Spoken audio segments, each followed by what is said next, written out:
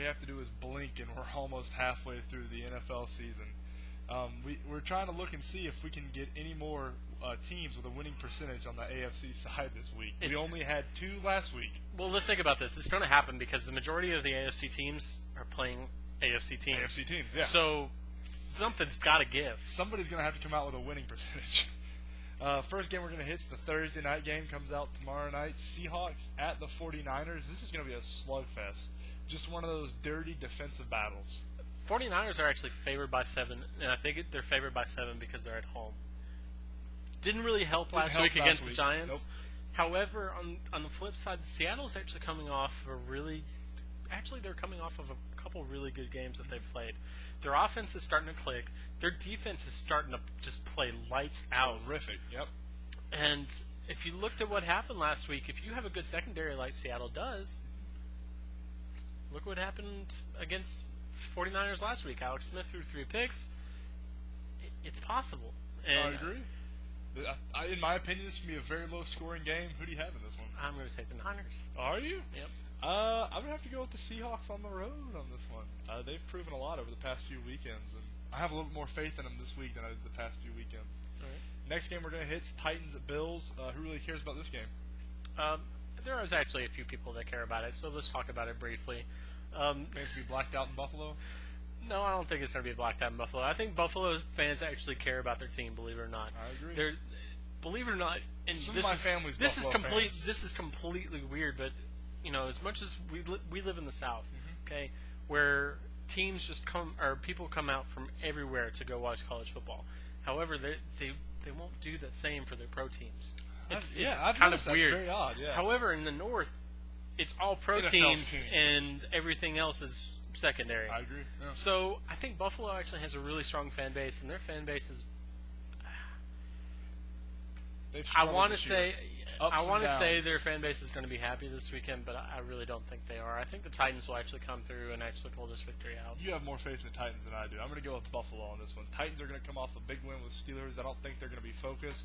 They're going to go up there in Buffalo. I don't know what the weather is going to be like, but those Tennessee boys going up in the Buffalo weather, it could be cold, windy, maybe a little freezing rain. Tennessee's had 10 days to prepare. Didn't help the Steelers, did it? Just saying. Well, the Steelers are different. That's true. I'm going to go with the Bills in this one. All right. Browns at Colts this weekend. It's a really interesting matchup. God, I can't even say that with straight face. Sorry. This is a really, really crappy game. And I'm sorry for anybody that's a Browns or Colts fan. But neither one of these teams can win and have a winning percentage on the season. And we're only 6 weeks into it. Indy's favored by 1 at home. I mean, anybody got a coin? Yeah, really. I'm going to go with Indy just because they're at home. Brandon Whedon's the rookie quarterback. I'm going to have to go I'm the same way. I'm going to take Indy at home. Next game is one of those games that you look at and say, oh, I know who's going to win this game, but that hasn't been the case in the past few weeks. Packers at St. Louis. How do you see this one playing out? I put a lot of faith in last week's Rams team, and they kind of disappointed me. I think their defense, I thought, was going to be a whole lot better than what they actually showed. I agree. The Packers came out and played ball 6 last touchdowns. weekend. Yeah, I'd say they would. I'm going to take the Packers on the road in the Dome. Aaron Rodgers is going to be able to throw the ball around. I think he's going to get a lot more pressure on him than he had last week, but I think the Packers pull this one out. Sam Bradford hasn't had a lot of time to throw in the pocket. His offensive line has been depleted. The Packers' secondary has gotten hurt. A.J. Hawk is going to be moved to outside linebacker, meaning he's going to be in coverage a lot more than he's used to. Which isn't good. No, this is coming from 2 Ohio State fans who watched him play at Ohio State. All 4 years. He's not great in coverage, but he's outstanding up the middle and just. I think Sam Bradford's going to throw around in this one.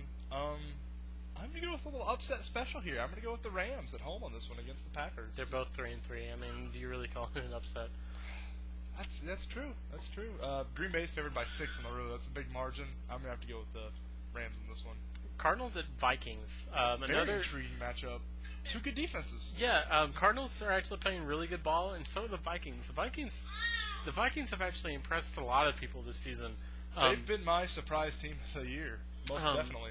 Like I mentioned in the previous show, I think that they're gonna actually put up I think Chicago's gonna be number 1 in the NFC North, but I think the Vikings are actually going to play good football down the stretch and be able to be either second or close to second in the division. Christian Ponder's played lights out lately. Night and day from last year. Adrian Peterson's been on fire. He's been Doesn't look like he's been hurt at all. no, and he's rushed for almost 500 yards already, 6 games. So I mean that helps. Most definitely. This is another coin flip for me. Well, Cobb's going to be out for Arizona. They already Which announced hurts it. them. Very much so. Fitzpatrick, I believe, will be the starter. But I mean, not Fitzpatrick. Skelton. Yeah, I was looking at the Bills. Skelton should be the starter for them. He's still slightly injured, but they said the early reports is Skelton will be starting for the injured Cobb. Cardinals on the road with is he a backup? Is Skelton a backup? I would consider him a backup. The backup quarterback against Minnesota who has a good D. I'm taking Vikings. I'm taking Vikings. Vikings are favored by 6 points, so I'm going to take the Vikings. The next game we got is Redskins at the Giants. Giants coming off of just demolishing of the 49ers. Is RG3 going to be able to throw it around? Because Alex Smith sure couldn't have. I don't think he's going to be able to throw it around that much. However, I do think he's going to be able to rush around the edges. Will it be enough? There was actually, I think it was Pierre Paul. Pierre Paul said in a statement to the media, basically to RG3, don't come on my side. Already, we're at Wednesday, and he's already talking crap. This is really interesting. I think RG3 runs on the other side and still makes it. I think RG3 runs to Jason Pierre-Paul and runs around them. This is like I told Billy in the last show about Jay Cutler and the Bears winning the NFC North. Don't count your chickens before they're in the basket. RG3 is a more impressive athlete than Jason Pierre-Paul. Jason Pierre-Paul can have those games where he just goes off and just sacks everyone. But I'm going to have to go with the Redskins on the road on this one. It's going to be a tough game. I think if you're a fantasy owner, I would pick up Eli Manning if he isn't already picked up. Eli Manning's going to have a fantastic game, I think, against Washington's secondary. I don't think they can actually, because I think Manning will be able to just pull them apart. Because mostly, if you actually pay attention, a lot of times they'll actually, it seems like they play a lot of zone. And Manning will just take apart that zone. It's ridiculous. I'm going to take Giants at home. The Saints, coming off their bye week, are going into Tampa this weekend. As much as it pains me to say this, I think Drew Brees is actually going to have a really, really strong game and pull out their second win. I agree. The Saints are not as bad as their record shows, in my opinion. They have a lot of talent on that team. They're a lot like the Eagles. They have enough talent on that team to be one of the top 10 teams in the NFL. They just haven't put it together, and I still don't believe the head coach is this big of a problem. I know they're 1-4. I know they've had their problems. They're 1-4, but listen to their point differential. They're a -1 point differential. That's impressive. Okay, so you have to understand when you have a -1 point differential. That's one of the things that most analysts look at when they look into schedules and look into things. Is okay, why are they losing so bad, or why are they winning? You look at the point differential and see how much they put up and how much offense they put up and how much defense they stop. They're right around the same, and that's hard to do when you have a -1, especially with a 1-4 record. I think the Saints pull out a big victory against the Buccaneers this weekend. I agree. I 100% agree. New Orleans is favored by 3 on the road. I say they cover. Oh, and easy, in my opinion. Next game is Cowboys at the Carolina Panthers. Panthers are coming off their bye week, too. Yeah, they have time to scheme against Tony Romo, who has been turnover-prone the past few weekends. He has, but Dallas is favored by 1 on the road in this one. I think Cowboys are going to come in and just completely demolish the Panthers. I really do. I think their defense is strong. I think their defense, especially after last weekend, they put up the biggest fight against a 4-1, now 5-1 Baltimore Ravens team. I think this 1-4 Panthers team is well over their heads with the Cowboys, and I think Romo and Des Bryant are going to be on the same page, like they were for the most part throughout the game on Sunday. I think they're going to have a big game together. DeMarco Murray's going to be hurt, so it's going to be Felix Jones taking most of the ball. Which didn't really see a drop-off last week. Yep, I agree. Carolina can't run the ball, and Dallas has the number 1 ranked pass defense in the NFL. look for Carolina not to score many points. I see Dallas winning this. And I'm trying to take my fan hat off when I say this. I see Dallas winning this by more than 10 points. They're favored by 1 on the road, but I see them winning by 10-plus points. They'll cover easy. Yeah, I agree. Big matchup. 5-1 versus 5-1. Ravens versus Texans. The two teams in the AFC that have a winning record and they're facing each other this week. It's actually kind of interesting that we actually mentioned it earlier, but this one's going to be probably one of the closest games that we can call. Another good defensive battle. It seems like the third one we've ran down this weekend. Unfortunately, Texans are again without Brian Cushing. Right. J.J. Watt still is a man-child. He is just completely taken over anything up the middle. Mm-hmm. The Ravens are down a couple key... Down Ray Lewis, down Webb. Key defensive players. Lottie has sprained MCL. Yeah. And I don't know. He'll probably play. I don't know how. I'm going to take the Texans big. I really am. Really? Yep. Really? I think the Texans got embarrassed last weekend because I think they were looking ahead, and I think they were looking ahead to the Ravens, and I think they were wanting to actually scheme against the Ravens. Ray Rice is probably... I don't think Ray Rice is going to get 100 yards. He'll probably get 100 yards total receiving and rushing, but I don't think he gets 100 yards rushing. I'm going to have to go with the Ravens on this one. Houston's favored by 7. I just think that's a little bit too gracious of a line. I'm going to have to go with the Ravens on the road. I think Flacco has a big game. I just think Flacco throws for 300-plus yards and 3 touchdowns. Let's just put it this way. If you guys actually look at your fantasy team, pick up Owen Daniels. He's the leading receiver for Houston. And guess who's out? The middle linebacker for the Baltimore Ravens. Guess where they're going to be running? Right down the middle. Watch Owen Daniels have a really big game this weekend, and I think Schaub's going to focus on that as well. I don't know if Schaub's that good. You might want to pick up Cam Newton in one of your leagues. Shut up. Jaguars at the Raiders. Snoozer. Another one of those AFC matchups that if either team wins, they still don't have a winning record. It's in Oakland. Jaguars are having a cross country. Granted, they're coming off their bye week. I was making fun of the Bills earlier about their fan base. This is two teams that I don't think have. I don't think I've never seen a Jaguars fan. Have you? Do you know anybody that's a Jaguars fan? Know of them? Yes. I don't know anybody that's a Jaguars fan. The Raiders are going to pull out a victory this weekend. I don't think it's going to be a big victory, maybe 7 to 10 points, but I think it's going to be close to that. It doesn't matter. Jaguars. In the grand scheme of the NFL, this game has no meaning. The other interesting matchup in the 4 o'clock games, or in the 4 o'clock time slot games, are the Jets at the Patriots. And the only reason I consider this intriguing is just because every single team in the AFC East is tied. How did that happen? They're all 3-3. Every single one of them. How are the Dolphins, the Bills, the Jets, and the Pats all tied for the lead? It's really interesting, and I think that the Jets actually made a statement, and I think Sean Green just came out and just said, "Look, I'm back. I'm here. I'm here." Yeah. So just and after last week, that's impressive.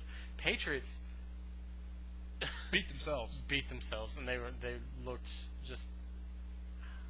They didn't look like the Patriots of old. Their defense 1 for 6 in the red zone. That's not Bill Belichick and Tom Brady ball. Their defense is not solid at all. They're better than they were last year, though. I'll give them that. True. Because last year they were historically bad. Just this year they're just bad. They're bad this year. New England's favored by 11. That's a lot. I'm going to pick New England in this game just because Mark Sanchez is an awful quarterback, and he proved that again last week. Even though they won big, Mark Sanchez was awful. I'm going to go Patriots. Not by 11, though. That's a bit pushing gracious. Yeah. But I am going to go Pats. I'm going to take Pats at home also. Steelers Sunday night game against the Bengals. Big NFC North matchup because the Steelers are going to have to try to get back into this NFC North. The Bengals actually with a depleted offensive line. Yeah, the Bengals actually have, I think, a half-game lead on them right now.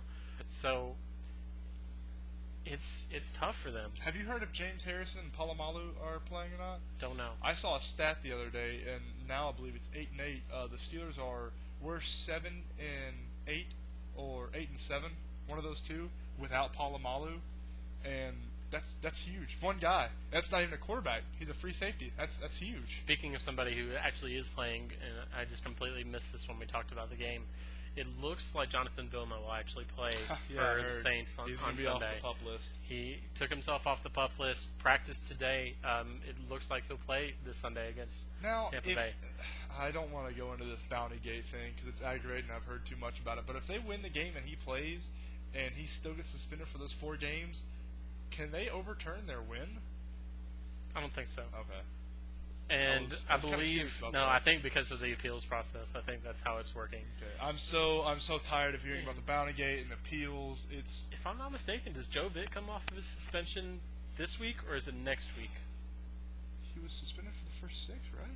Yeah, but first 6 was it the first 6 weeks or first 6 games? So next week. So next week. So week 8, he'll be back. Steelers and Bengals. We digress completely again. went everywhere. Yeah. Who you got? I'm going to take the Bengals at home. I'm right there with you. I'm taking the Bengals at home. Steelers have a lot of problems. Ben Roethlisberger will not be protected. Broussard, Mendenhall, it'll still hurt. They can't run the ball. They're extremely one-dimensional. Bengals are going to win at home.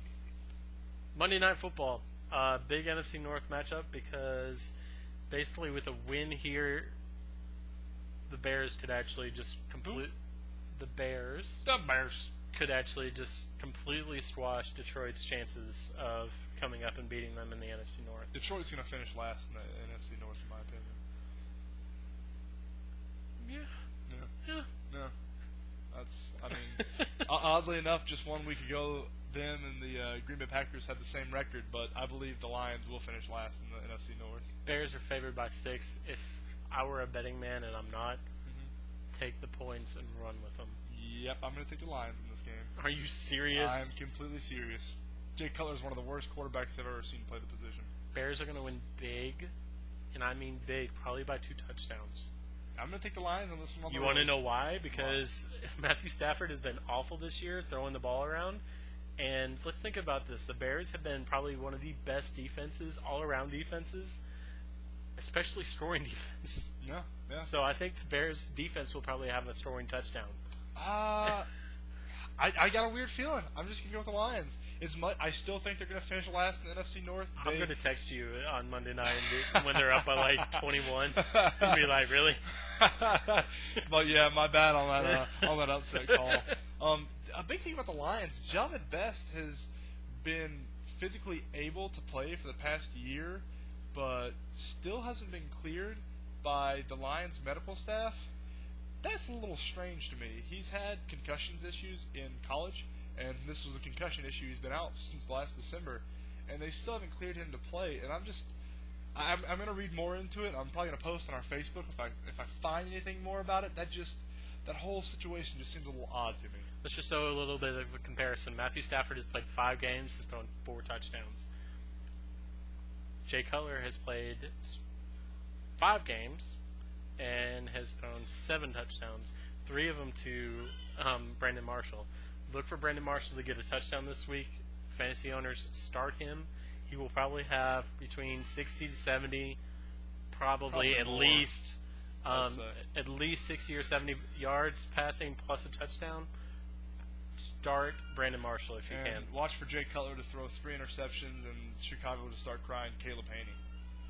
Which is not even on Chicago's team anymore. I know they're going to want him back. They're going to completely want him back. Where's he at now, by the way? Just an odd offshoot. Think of the Cardinals. Cardinals. That's where he's at. He'll be starting. He's 3rd string behind Skelton and Cobb. He's too good not to start. Where is he? I don't know. Look that up real quick. This is Caleb Haney. If you haven't followed SportsCenter since last year, SportsCenter or Sports Club, pardon me. Don't sue us, ESPN. Caleb Haney has kind of become. He's back up to Peyton. He's not playing. Yeah, he's not playing. Maybe Peyton's arthritis will act up 1 week. He's not playing. Or they'll be up by like 60. Oh, he's not There's playing. a reason Peyton Manning was the Iron Man before he got hurt last year. Oh well. Well, there goes our dream of seeing Caleb Haney play again this year. For the Week 7 preview, guys. For Bryce, I'm Billy. Thanks for watching. See y'all next week.